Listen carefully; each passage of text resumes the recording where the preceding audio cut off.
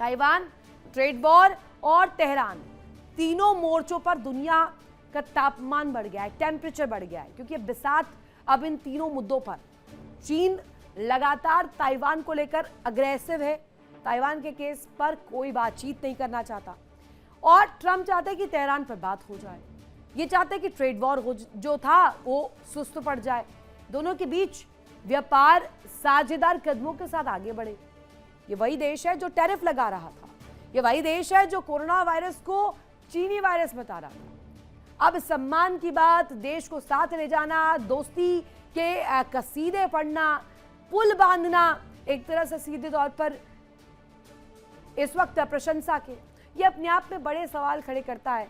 और अब सवाल तो ये भी कि क्या ट्रंप और जिनपिंग दुनिया को बचाएंगे, साथ आकर आ भी पाएंगे या नहीं, या दुनिया को नए टकराव की तरफ आगे धकेल देंगे।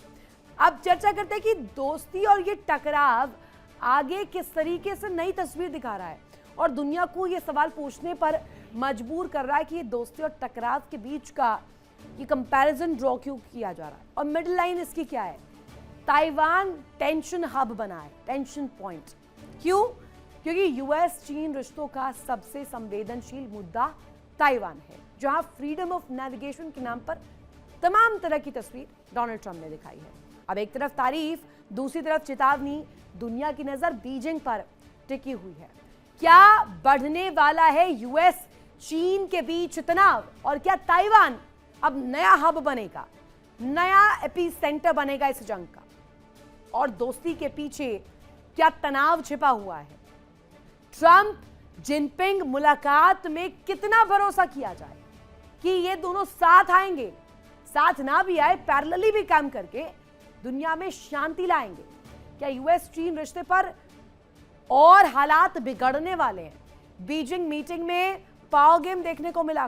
कुल मिलाकर अब ये पाओ गेम क्या दुनिया के लिए बड़ी मुसीबत साबित होगा। अब इस बीच जो तस्वीर सामने आ रखी है, जिसमें चर्चा इस बाबत की जा रही है कि क्या साथ आ पाएंगे, और क्या वो जो पुरानी तस्वीर थी, वो सम्मान को ठेस जो अमेरिका ने पहुंचाया चीन के बीते समय में, चाहे कोरोना काल हो, टैरिफ वॉर हो, ट्रेड वॉर हो, सॉफ्ट एक तरह से कोल्ड वॉर का रूप देना हो, अब इन तमाम चीजों को लेकर के क्या जिनपिंग गिले शिकवे मिटाकर आगे बढ़ना चाहेंगे अमेरिका के साथ? दिखाते हैं आपको।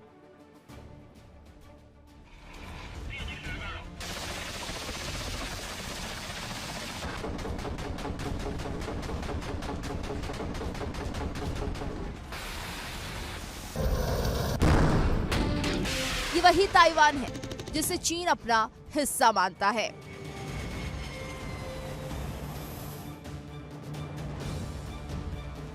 लेकिन अमेरिका लगातार उसे सैन्य और रणनीतिक समर्थन देता रहा है।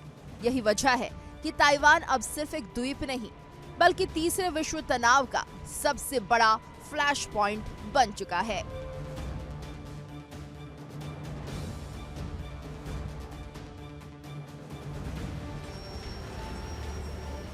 लेकिन कहानी सिर्फ ताइवान तक सीमित नहीं है। बैठक में तेहरान का मुद्दा भी छाया रहा। मिडिल ईस्ट में बढ़ते तनाव पर भी बातचीत हुई, और ट्रेड वॉर की आग भी अंदर ही अंदर सुलगती रही। ट्रंप चाहते हैं चीन अमेरिकी बाजार के सामने झुके, जबकि जिनपिंग चाहते हैं अमेरिका एशिया में अपनी दखल कम करे। यानी टेबल पर दोस्ती की मुस्कान थी, लेकिन अंदर रणनीतिक जंग जारी थी। एक तरफ अमेरिका की सुपर पावर पॉलिटिक्स, दूसरी तरफ चीन की ग्लोबल महत्वाकांक्षा, और इनके बीच फंसी हुई है पूरी दुनिया। आज सवाल सिर्फ इतना नहीं है कि ट्रंप और जिनपिंग मिले कैसे। सवाल ये है कि क्या दुनिया अब नए कोल्ड वॉर की तरफ बढ़ रही है? क्या ताइवान अगला यूक्रेन बनेगा? क्या ट्रेड वॉर आर्थिक तबाही लाएगा? क्या ईरान का संकट सुपर पावर टकराव को और भड़काएगा? क्योंकि जब अमेरिका और चीन आमने सामने आते हैं तो असर सिर्फ दो देशों पर नहीं पड़ता, बल्कि पूरी दुनिया कांपती है।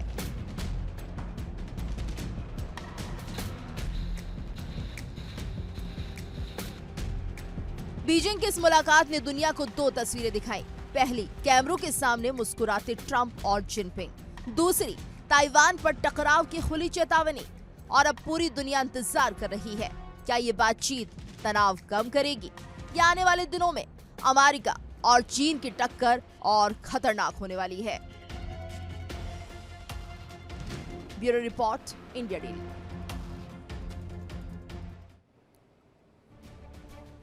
और इस बीच एक बड़ी खबर, ईरान और अमेरिका के बीच तनाव चरम पर है। जेडी वेंस ने ईरान को फिर धमकाया। राष्ट्रपति ट्रंप के पास सभी विकल्प खुले हुए हैं, ईरान को परमाणु हथियार नहीं बनाने देंगे। जेडी वेंस की तरफ यहां पर ये रुख सामने आया और ये प्रतिक्रिया जिसमें ईरान को परमाणु हथियार किसी कीमत पर नहीं बनाने दिया जाएगा और न्यूक्लियर प्रोग्राम को आगे नहीं बढ़ाने दिया जाएगा। राष्ट्रपति ट्रंप के पास सभी विकल्प खुले हैं, ईरान को परमाणु हथियार किसी कीमत पर बनाने नहीं देंगे।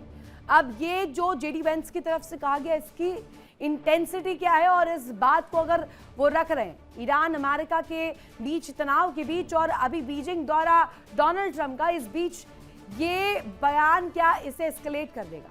जेडी वेंस ने ईरान को फिर से धमका दिया है। राष्ट्रपति ट्रंप के पास सभी ऑल्टरनेटिव्स इस वक्त मौजूद हैं, ईरान को किसी भी कीमत पर न्यूक्लियर तौर पर मजबूत नहीं होने दिया जाएगा।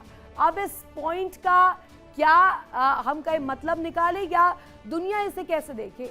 जिनपिंग के दरबार में पहुंचे हुए हैं, लेकिन इस बीच जेडी वेंस, उनके नेता इस तरीके की प्रतिक्रिया दे रहे। एक और बड़ी खबर, हॉर्मुज में अमेरिकी सेना का एक्शन, जहां हॉर्मुज में गश्त करता F-35 फाइटर जेट नजर आया। हॉर्मुज में उड़ान भरता देखा गया फाइटर जेट और साथ ही साथ यहां हॉर्मुज में गश्त करता हुआ F-35 फाइटर जेट नजर आया है।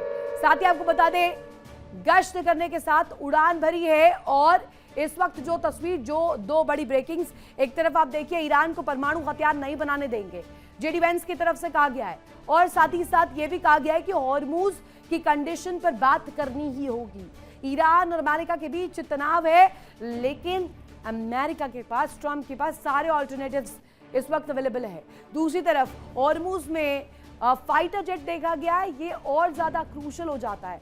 एक तरफ बात सुलझती हुई तस्वीर को देखकर की जा रही है, मध्यस्थता को लेकर की जा रही है, शांति को लेकर की जा रही है, लेकिन इस बीच ये पेच जो फंस रहा है, ये कहीं ना कहीं बड़े सवालों के घेरे में भी इस वक्त नजर आ रहा है।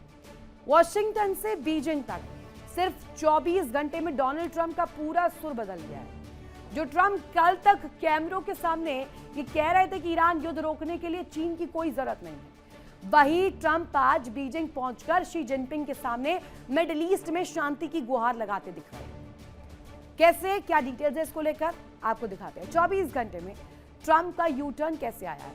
पहले कहा कि ईरान मामले में चीन की जरूरत नहीं है, 24 घंटे बाद जिनपिंग से सीधी बातचीत की, जिनपिंग से मिडिल ईस्ट पर चर्चा की, चीन से मध्यस्थता की उम्मीद, ईरान पर दबाव बनाने की कोशिश, बैकडोर डिप्लोमेसी की चर्चा तेज, मिडिल ईस्ट में सीज फायर पर फोकस।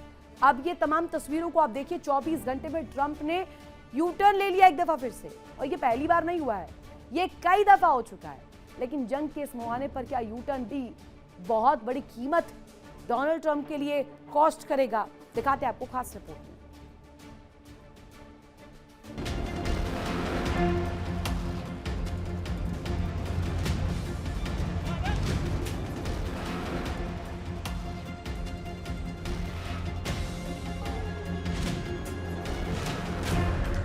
चौबीस घंटे में ईरान का यू टर्न, ईरान जंग पर जिनपिंग से चर्चा, क्या निकलेगा शांति का रास्ता? ये सिर्फ एक डिप्लोमेटिक मीटिंग नहीं थी, ये उस सुपर पावर की बेचैनी थी जो 3 महीने की जंग के बाद भी ईरान को झुका नहीं पाई। और अब अमेरिका को समझ आ चुका है कि तेहरान तक पहुंचने का सबसे मजबूत रास्ता बीजिंग होकर जाता है। बीजिंग में हुई हाई प्रोफाइल बैठक में ट्रंप और चीन के राष्ट्रपति जिनपिंग के बीच मिडिल ईस्ट संकट, ईरान युद्ध और रूस यूक्रेन संघर्ष पर लंबी बातचीत हुई। चीन की सरकारी मीडिया के मुताबिक दोनों नेताओं ने क्षेत्रीय स्थिरता और युद्ध विराम पर चर्चा की। सबसे बड़ा सवाल यही है, क्या ट्रंप ने आखिरकार मान लिया है कि ईरान को सिर्फ ताकत से नहीं बल्कि चीन के दबाव से ही रोका जा सकता है? क्योंकि हकीकत ये है कि आज ईरान की सांसें चीन से जुड़ी हुई हैं। तेल बेचने से लेकर हथियार खरीदने तक तेहरान की सबसे बड़ी लाइफलाइन बीजिंग है।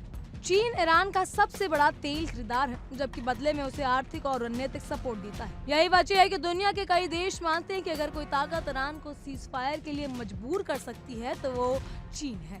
युद्ध के बीच ईरान के राजदूत में हालिया बयान भी बहुत कुछ कह गया। उन्होंने साफ संकेत दिया कि अगर चीन गारंटर बने तो युद्ध जल्दी खत्म हो सकता है। यानी तेहरान को अमेरिका पे भरोसा नहीं, लेकिन बीजिंग पे भरोसा है।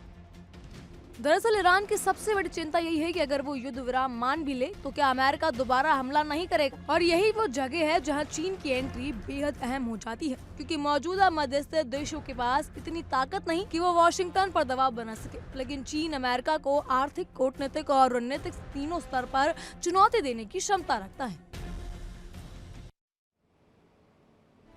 देखिए इंडिया डेली 24/7 अब आपकी स्मार्ट टीवी पर।